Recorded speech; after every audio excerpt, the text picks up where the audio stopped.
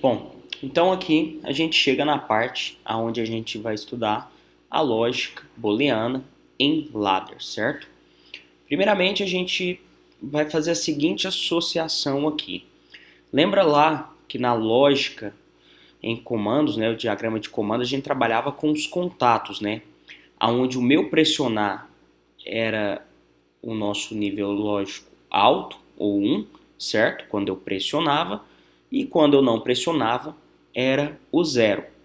Aqui é bem semelhante. Os contatos agora, a gente pode entendê-los como esses símbolos aqui, certo? Esse símbolo e esse outro símbolo. Comumente, eu gosto de chamar cada símbolo desse aqui, um de examina 0 e o outro de examina 1. Por que examina 0 e examina 1?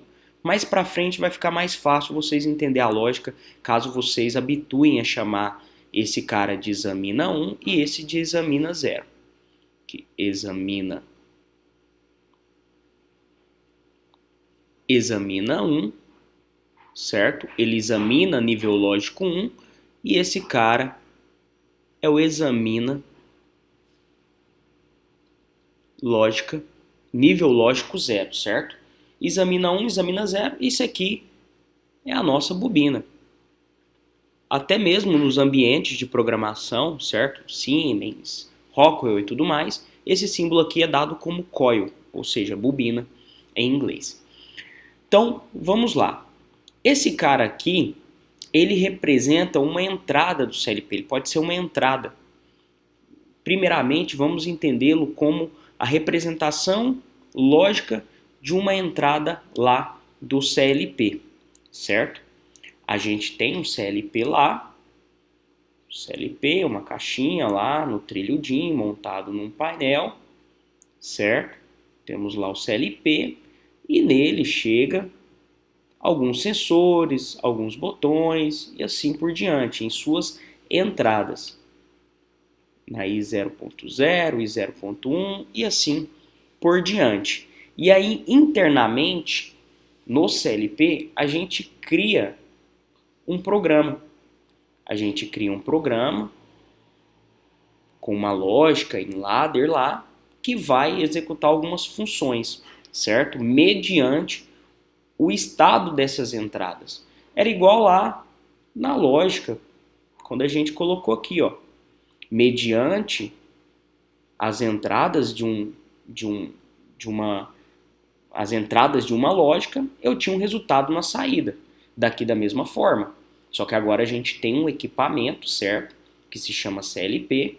E nesse CLP a gente cria um programa, certo? Cria lá várias linhas de programa e insere dentro dele. A gente programa ele para ele executar algo conforme essas saídas, essas entradas estiverem, certo? Então, basicamente, é assim que funciona. A princípio, né? A princípio fica mais fácil a gente entender dessa forma.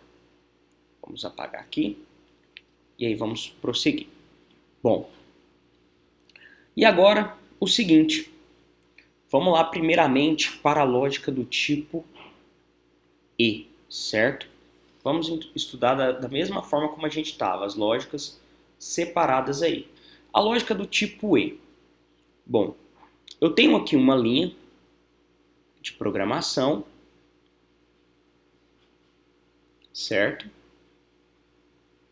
Aonde eu tenho duas entradas. Eu posso trabalhar aqui falando que essa é a nossa entrada I0 e essa nossa entrada I1.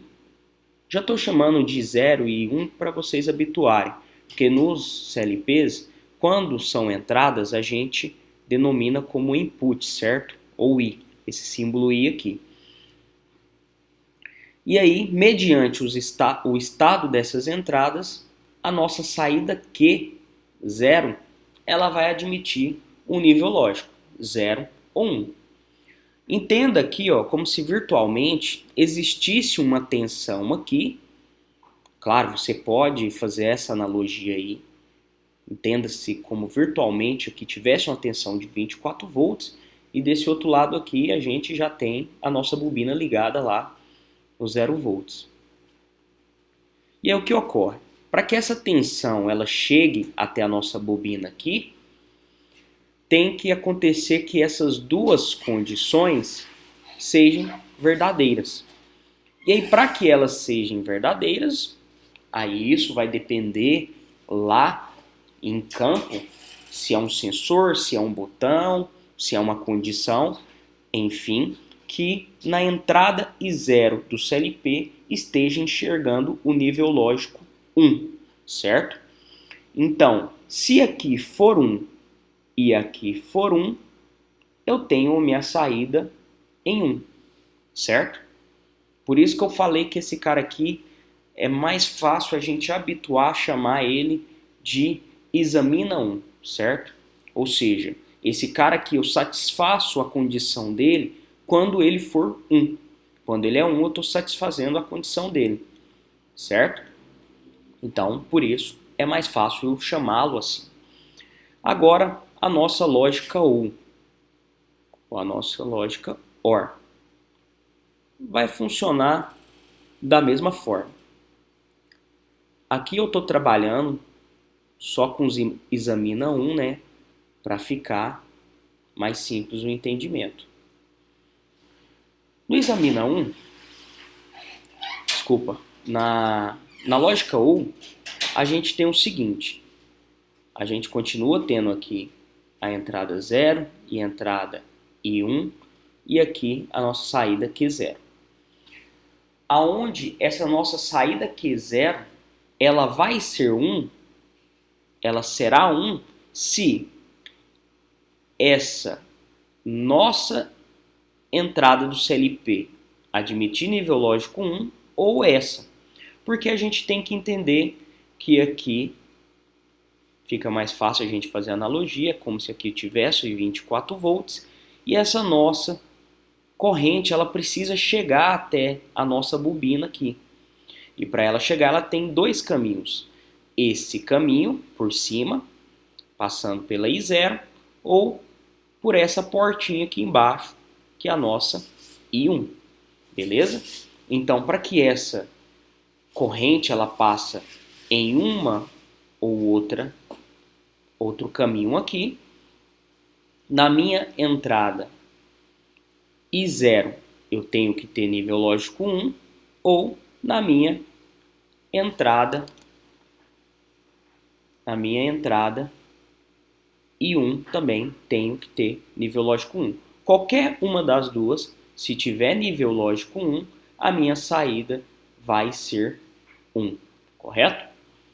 E aí, vamos lá para a nossa lógica inversora aqui. Nossa lógica inversora, deixa eu fazer um pouco mais abaixo, fazer aqui a nossa lógica NOT. A gente tem o seguinte.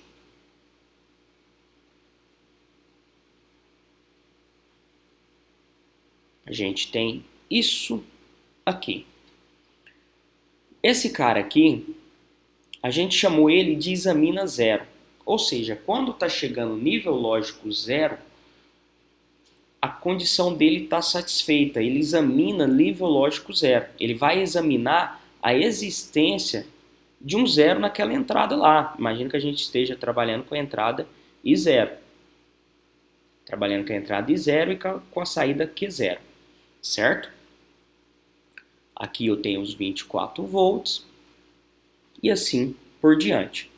E aí como é que funciona para esse cara aqui? Esse cara aqui, ele funciona da seguinte forma. Como ele examina 0, se caso estiver chegando o nível lógico 0 lá na minha entrada I0, na minha entrada I0 estiver chegando o nível lógico 0, essa condição vai estar sendo satisfeita. Se essa condição está sendo satisfeita, ele dá caminho para a minha tensão passar desse ponto para esse ponto, e aí energizando a nossa saída Q0. Então, se caso a nossa saída for 0, aqui, se nossa entrada I0 estiver em nível lógico 0, a nossa saída Q0 vai estar em 1. E assim também do contrário. Quando a nossa entrada I0 estiver em nível lógico 1, a minha saída Q0 vai estar em 0. Porque lembra, a condição para esse cara aqui é que seja nível lógico 0, tá bem?